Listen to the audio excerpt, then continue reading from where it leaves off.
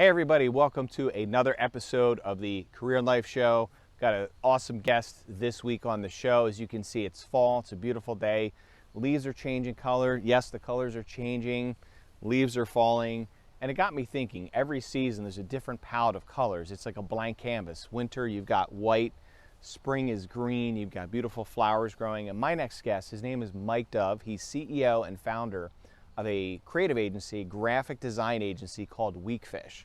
And Mike takes blank canvases and creates amazing stuff. He's worked on Nascar, he's worked for sports teams. Recently, he's worked on the Halloween movie, Halloween Ends. So we're going to talk to Mike about how he got his early start, what got him into graphic design and this whole creative agency, what he's doing, and we're going to talk about his career and life journey and also what he's up to next. So without further ado, my next guest, Mike Dove. Our world is changing faster and faster. Humans are constantly on the go. Over 70% of people are not happy in some way. They're living in the shadows of fear, especially in their careers and life. Are we humans doomed? I don't think so. And that's where I come in. My name is Joseph Stanley Reichowski, otherwise known as Joe Woo. Each week, I seek to uncover what it takes to truly live your life to the fullest by finding out through interviewing people what were their failures and what did it take for them to reach success. Their stories are truly inspiring, and perhaps they'll inspire you to let go of your fear and live your career and life to the fullest.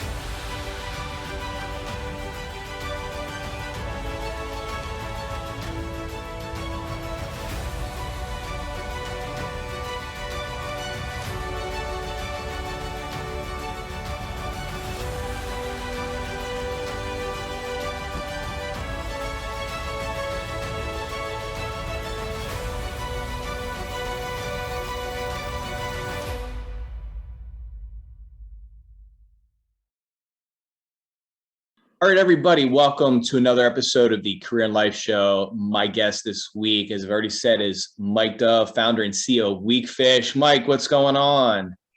What's up, Joe? How you doing today, man? I'm doing great, and I'm doing especially well. It's Friday. Halloween Ends is coming out, so one of my favorite movie franchises of all time, and we'll be talking about that, but that's exciting stuff. Michael Myers. It is. It is. It's a great day. I took my dog for a walk this morning. I took a great picture, and the sky looked like orange and a dark gray. I'm like, it's a perfect day for Halloween Ends. Yep. I know, you can see here in the background, I got my little Halloween decorations. I got the pumpkin, got this stuff, I got the lights going. So I figured let's get the atmosphere going and dig right in. Excellent. Yeah. So what I love about you, Mike, is just the graphic design that I've seen you create. So when did you know that you first wanted to get into graphic design? What was that moment like? Said, this is what I want to do. So probably at a really early age, I was drawing when I was like 6 or 7 years old. And I used to draw baseball stadiums all the time. That was like my number one thing. And I've got a pretty good photographic memory. So I would, growing up as a kid, when the Eastern Shore of Maryland, we didn't have cable, so we got the Orioles and stuff like that. But when they would do a national game, I would remember what the stadium would look like, and I would go back and I would sketch that stadium.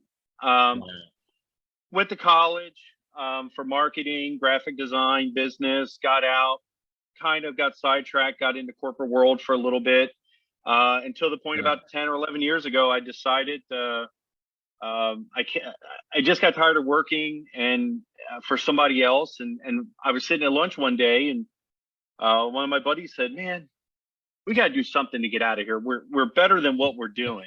And I looked at him and said, "You're right. You know why? Because I'm tired of making someone else's boat payment." Yeah. And that was like that. And I literally had a couple little side contracts that I was working on the side. I went and gave my 2-week notice with, wow. I had to believe in myself. And that's how we kind of got started there. That's awesome. So that was kind of like, like a moment where you're just, all right, it's time. But, I think a lot of people, when they get started, think they're going to make it big right away. So what was that moment like? You got a couple contracts going, you got started, said, okay, I'm getting some momentum. But what was it like just really taking that leap, basically? So I compared a lot to the game of golf, right? Golf's a very humbling game. I think we can all agree. And so is starting your own business. I'm like you. I'm sitting here. I'm like, oh, this would be great. This would be easy. I'm going to go out. I'm going to land 30 clients in the first 30 days. I'm going to hire a complete staff. Oh my God, I'll be taking 4-day weekends. And it was a real struggle the first year and a half. I mean, we were coming out of a really hard recession. Money wasn't fruitful out there still 2 or 3 years after the recession. And I'll be honest with you, Joe, it got to the point I almost called my old employer back to say, can I come back? Because I miss you guys. And it was funny, the day that I had scheduled to have lunch with my old boss, I got a phone call from a company that says, hey, I know we've been going back and forth. We're going to accept your proposal. And that was a changing grace. If I did not get that phone call that morning, I'd have been back working for the company that I left. Wow. That's something. Holy crap. So that's just like the moment of like, there it is. It's that moment people look for. Wow. And there's some days as a business owner, I wish I wouldn't have gotten that phone call. No, I'm just kidding. Right. Yeah. No, I hear you. And I can relate to that too, starting up businesses. And I think that's the biggest thing. And I think you could probably test this too. I see so many young people, they take somebody's $5,000 course and then they're left holding the bag. Like, what's going on? I don't see things coming in. I see it in the mortgage and real estate market where like, hey, I bought all these things. I'm not getting leads. What's happening? And everybody just goes like this. And it's not all glory. Like you said, you got to work your ass off. And so what do you think about that? Because I really, that's a big thing that keeps me up at night. All these people getting screwed over and, they're like kind of in and out. So that's a tough thing right now. So, I think there's a lot of people and I don't know the phrase to put it, but pushing a lot of stuff that's not going to make a difference in your life. Right. And, let me throw up a cool video of my Lamborghini, my private plane, and I'm going to show you what I have, but they don't give you the tools to get to where it's at. And, the other thing is too, one of the things I learned from an old mentor of mine was people use the definition of success really wrong a lot. The definition of success doesn't mean that you have $1 million in the bank. The definition of success is you're living your life to what you can, to the full extent, you're happy and you're able to pay your bills. Wow. I think a lot of these training programs, and I've been through them. Look, I'm Gary Vee certified. I'm Maxwell certified. I've done a lot of keynote speaking. And I always try to offer a realistic thing that they can take home, right? Like, I'm not going to stand up here and say, if you do all 100 of these things today, you're going to go home and you're going to send me pictures of your new yacht tomorrow. So I think there's a lot of bad stuff out there that people put a lot of money into. Like when I hear someone paying to go to a course, $40,000 to sit in a baseball stadium with 30,000 other people, I'm like, that's 40 grand. You really could have done a lot better things with for your business. Yep. Yeah. And I think you probably agree too. The biggest thing I tell people is hire mentors that have been there and done it, really investigate. And I think somebody like you've been there, done it. You got the t-shirts to prove it and the scars and everything. So it's important to really do that. Yeah. It's like this, nothing, how many times have we ever heard the saying, it's not what you know, it's who you know, right? Right. And it's the same thing. I've been through it. You go through it, Joe. You've been through it. We have plenty of friends that have. I would rather sit down and buy you a lunch, and say, how the heck did you do it, man? Like, because it's tough when you start out. Starting business, it's not easy. It's just not. But it's always, they always say, if it's worth it, it's not easy. So, I'm kind of glad that I had the struggles that I had starting out, because it also taught me a lot of lessons too.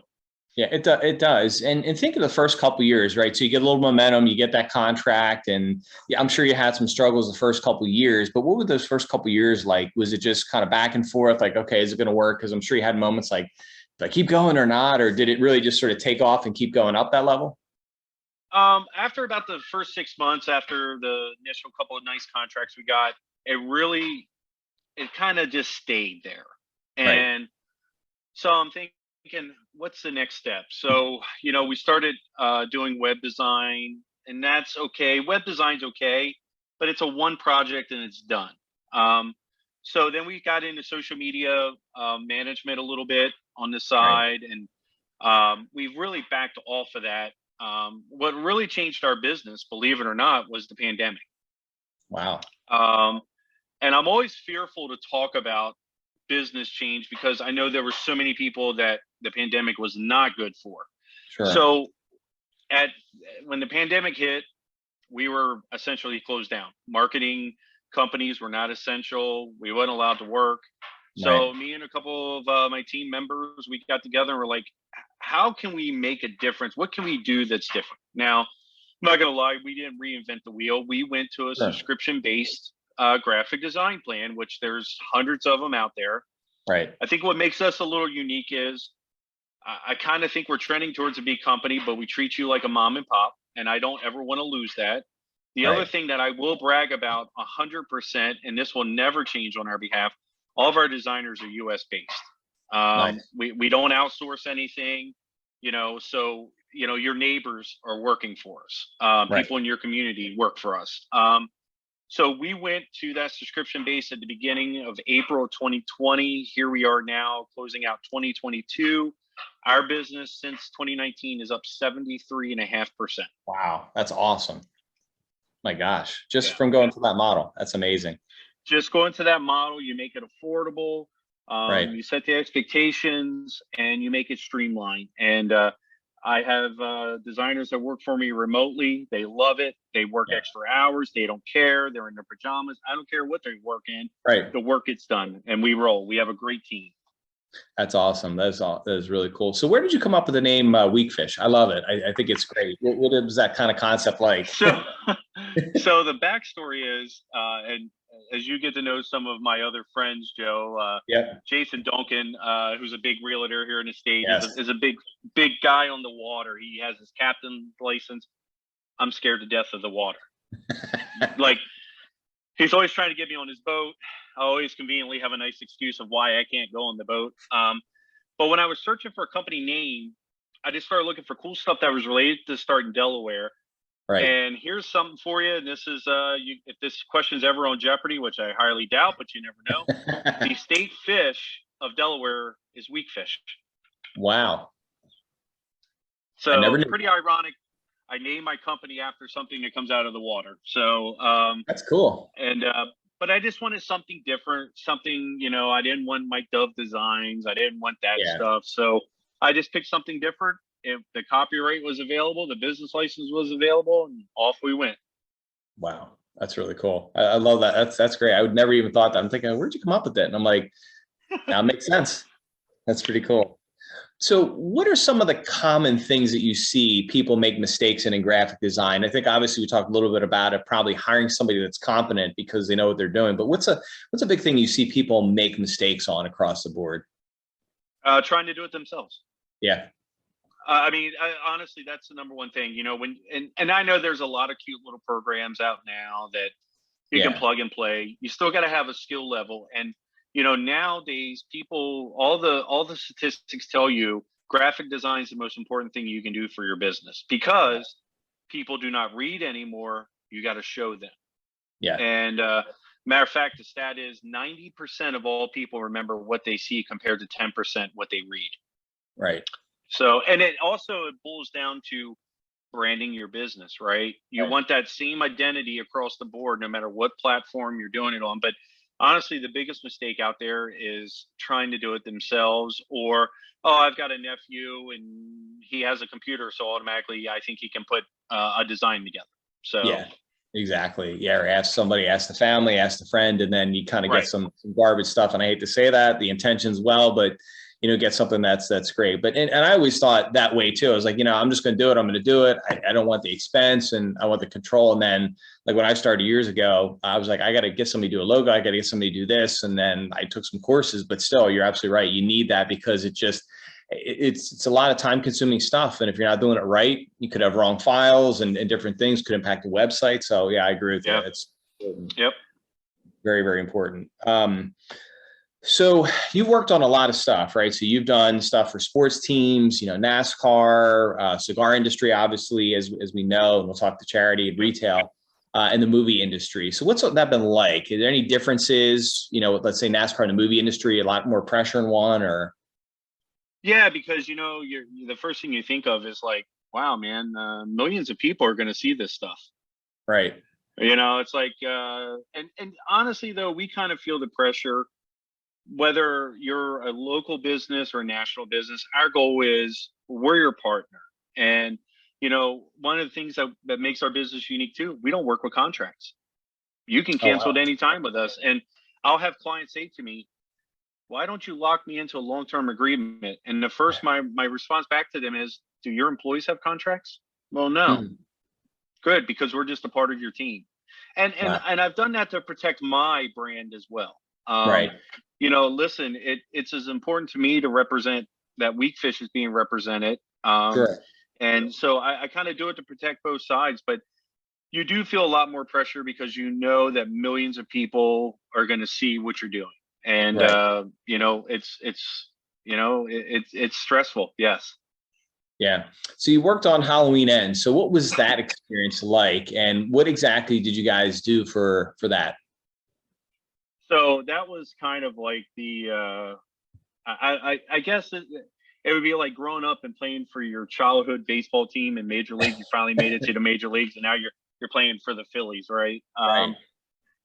A big horror movie fan. Yep. We were able to get a friend of a friend made a referral, kind of put it together. It was great timing. So we did a lot of the stuff for their social media, their posters. I would love to take full credit that I shot the film and produced it. We didn't. Right. Literally had nothing to do with the actual filming itself, but most Right. of all the graphics you'll see out there, we've come up with. Gotcha. That's cool. And were you on the set at all just to kind of get the experience or kind of get immersed a little bit in being able to kind of feel and see the feel of the film, and then get out there and kind of create some designs after that? Or Yeah, I got to go down for a couple days, and it was nice. really, really awesome to watch a death scene. Pretty unique, a Right. little different on the other side of the camera, Right. but it was great to just kind of be a part of that for a couple of days. It was just a really cool experience. Yeah, I definitely would be geeked out, seeing my childhood, seeing like, let's say Jamie Lee Curtis or Michael Myers, in front, and like, wow, this has got to be something. So you got to be pinching yourself. Like that's interesting. Yeah, it's cool. I've always been a NASCAR fan, so to be standing Yep. on pit road with your people that you grew up watching, shaking their Oh hands, yeah. and it's been, I said I came from really nothing growing up. We didn't have money, and to be able to experience what we've got, I'm very thankful for every day, and very humbled. Like our buddy Mike Walmer would tell me all the time, Right. you got to let people know more. And it's just hard for me to do that. Yeah. Because, when people say, oh, you worked on this, you did this. I'm like, no, we worked on it. It's Right. not, I like to take very little credit for anything. It's just, I'm just humbled where I'm at, man. I get to do every day what I love to do. Yeah. And that's just the same thing for me too. It's like in the beginning, it's like, oh yeah, look what we did. And that's like, no, it's like, look what we as a team did. And, but like in the real estate industry and the mortgage industry, like, oh man, thanks so much for doing it. I was like, no, we had a team behind us, and that's really what it is. And I think that's the cool thing when you can help take people along for the journey, elevate them, see them grow. It's got to be something too when you have employees just doing some amazing work and it just shows up out there, like you said, and you're like, wow, look what we did, as a team. That's great. Yep. So when you're working with a client, like how do you work with them? How do you immerse yourself in there to really get the look and feel of what they want? What's sort of the method to that madness, so to speak? So every project gets submitted through our website.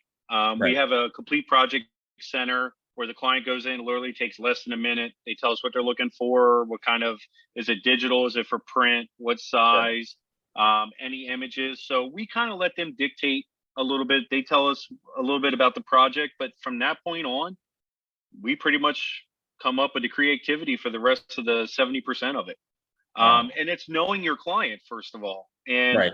again, that's where the consistency and the branding comes in of working with a professional team is I want to keep, your stuff the same, obviously changing it up, but you want that same brand identity.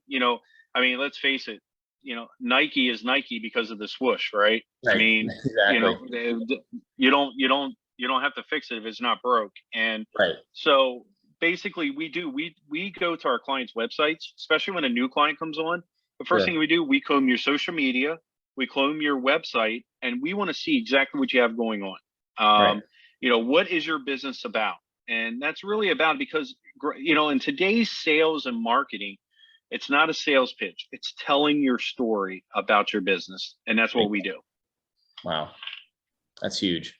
And I think a lot of people miss that too, because they're so, like you said earlier too, I see it so much in the real estate industry, and I'm like kind of shaking people, trying to shake the trees, because they put all these like paragraphs out, and I do too. And I think you need to have a little bit of mix of that.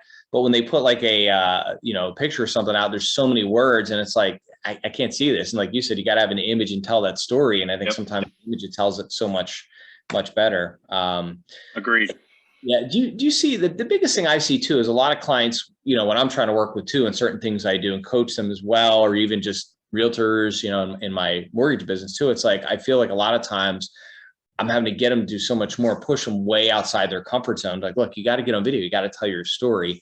Do you find it difficult to really kind of push people, or are most people receptive when you work with them, say, hey, this is what you got to do, or you have to really push them hard? It's probably a 50-50 mix. Sure. And you just have some people that are just not comfortable on camera. Yeah. They, no matter what, they're just not going to be comfortable. And Right. the more you push them, the worse it's going to be. Yeah. And as I tell people, look, marketing is actually way easier today than it was 20 years ago. Right. Because we have so many avenues, and now you don't have to just stay in that peanut little box anymore. Yeah. It's okay to go outside the box. Right. It's okay to do something silly. And because one of the things I tell all clients, and I think this is very important, where a lot of clients miss the boat, or not a clients, a lot of businesses. Right. I said, when you walk into a business, almost every business has one thing in common, right? They have that one door that says for employees only, right? Right. And I said, there's lots of times, how many times have you ever stopped and thought, geez, I wonder what goes on behind that door, right? Right. Well, especially with digital and social media marketing, you can open that door now. And now you can let them in without them coming in. So that's why, be yourself is the biggest thing. Show your personality. Right. Do you see a lot of issues too? Because one of the things that's come up as I've, talked to people too about, kind of telling your story and creating the story. A lot of people are apprehensive about sort of putting their brand and their personal life together. And when it all clicked for me a couple of years ago, I just went all in and said, look, I got to tell my story, but I have a line where I can kind of draw and say, okay, some things are private, but really kind of when I talk to people, I'm like, look, I was bullied when I was a kid, or I was this, or I had that. And I had some hardships and things like that. And people just relate to it. So do you see that as a hard thing for people to kind of come together and say, hey, I got to sort of mesh this together a little bit? Because I feel like you do have to show some of your personal side. People want to see, hey, he's out eating and meeting people. It's great. And he's hustling. Yeah, no, I agree. I think it's totally fine to do that. Because at the end of the day, remember The Art of the Sale. Remember that book? Yep. And one of the things in that book is about, you have to start a relationship before you can start a sales call, right? So you can do that type stuff now, where you can open up that conversation. And one of the first things that my salespeople will do when they make a phone call, do not to say, hey, we're Weekfish. You've probably been waiting for our phone call your whole life. Here's our sales packages. Right. First thing is, let's find out about your business, and let's see if we can help you. And if you've got it under control, hey, God bless you, and we move on. But I think you got to have that. You've got to show them that side of, I'm not just a business owner. Yeah. Look, my kids play soccer. My kid does musical theater, for example. So, we're heavily involved with that. So we put a lot of that out there. Right. No, that's great. I think that's important. And, my biggest thing too, is when I meet with clients and they kind of see me, they start to see, some of the family stuff, the kids stuff. And it's a great talking point to sort of break the ice, because I feel like a lot of people just are so salesy up front and they miss the mark completely. And it's tough. So it's a great approach. I agree. Yeah. So if I'm breaking into, let's say, creating my own creative agency, or even just getting into graphic design, like what's a good tip that you could give somebody to get started? They're just like, hey, I'm going to school for this and I want to do this. Like, what's the best piece of advice for them you'd have? So the first advice I would tell you is, and this no matter what you do, have passion for it. Number one. Yeah. Never look at how much a job can pay you. Never look at how much a career could pay you. So number one is have passion for it. Number two, Yeah. you've really got to put into work, because I will tell you this, going to school for graphic design, you'll learn the basic stuff, but it's the stuff that you do outside the classroom that just makes you better. Yeah. And it's practice, practice. One of the things I always bring up, and I'm a huge football fan, is I said, you look at every great NFL Hall of Famer, right? How many Yeah. times do you think from the time they were 7 years old until they were 37 when they retired, how much stuff they missed in life? Going out, weddings, birthday parties, because they worked on their craft every opportunity they had to get to where they are. And Yeah. it's the same thing if you're going to be a graphic designer, a mortgage person, a real Right. estate agent, whatever. Put in your time and be the best you can be. As I tell people this all the time. I'm not the world's greatest graphic designer.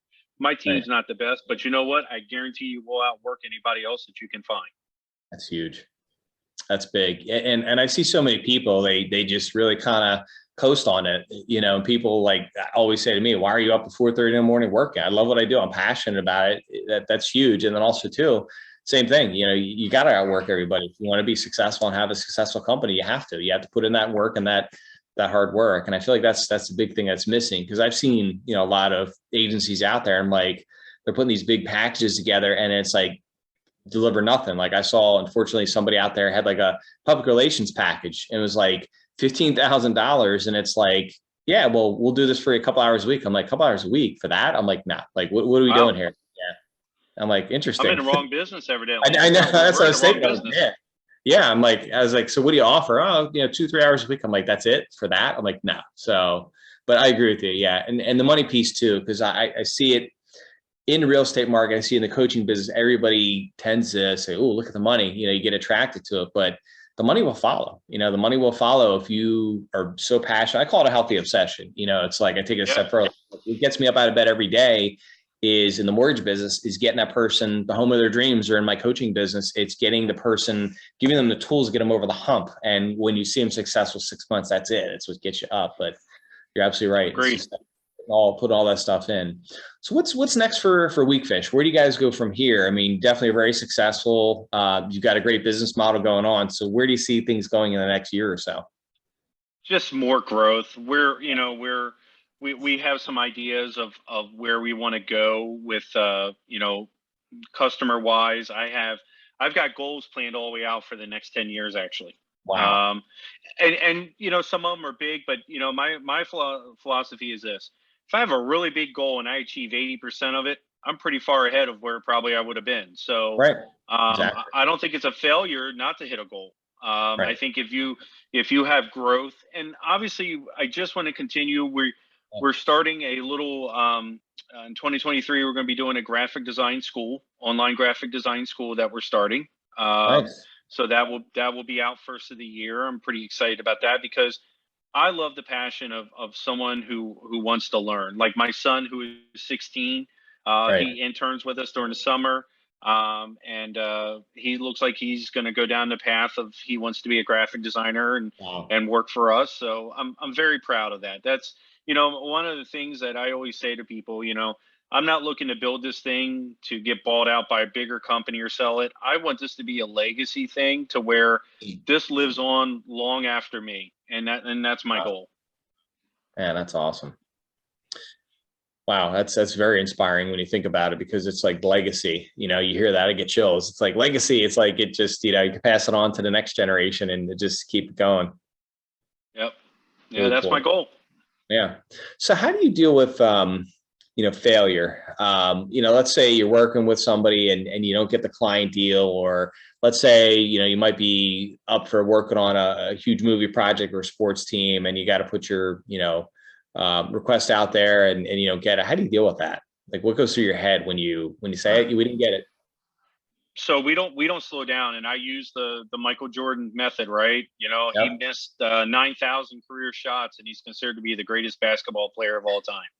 Right. I actually, I'll tell you something. For a long time, I've always used that for motivation. Yeah. Someone says no, then here's my thought. Okay, I'll go get your competitor. Right.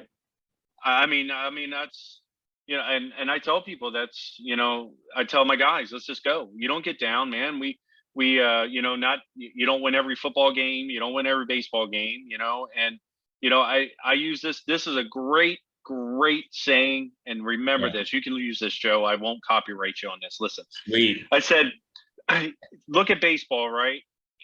If you average 300 every year of your career, you're pretty much a Hall of Famer, correct? Right. Correct. Well, guess what? That means you fail 7 out of every 10 at bats. Wow. And you're a Hall of Famer. Just remember that. More than half the time you fail. Yep. Yeah. I mean, 70% of the time you fail at bat. Right. And you're considered to be a great baseball player if you average 300. So if you average that in our business, we're Hall of Famers, in my opinion. That's a great perspective of looking at it when you think about it, because I think people think, oh, you got to always bat 1,000 or hit the grand slam or hit the home run every single time and swing for the fences. So, but sometimes it's that single or double, you got to hit and be prescriptive with it. Wow. I didn't think about that. That's awesome. Well, this has been an awesome discussion. I mean, I've learned a lot. I just enjoyed. I always enjoy every time we sit down and talk and just kind of chat or just trade Facebook messages, like little things here and there, just some good stuff. You got some really, really good insight, kind of very wise with things. I appreciate it. So as we close out here, so what's one thing you can leave with that would inspire people, let's say, to get in this industry? Just go for it, man.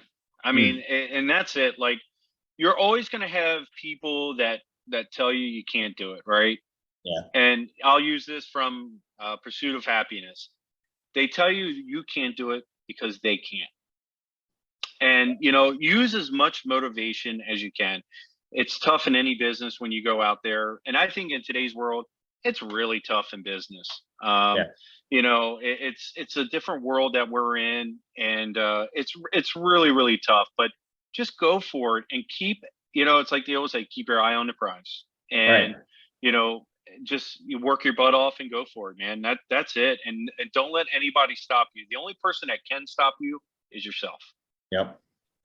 That's huge. Wow. The biggest thing is just keep working, keep grinding, keep hustling, because eventually it's going to pay off. And I use the example when people have asked me, I was like, hey, how'd you get decent on video, or how'd you get really good?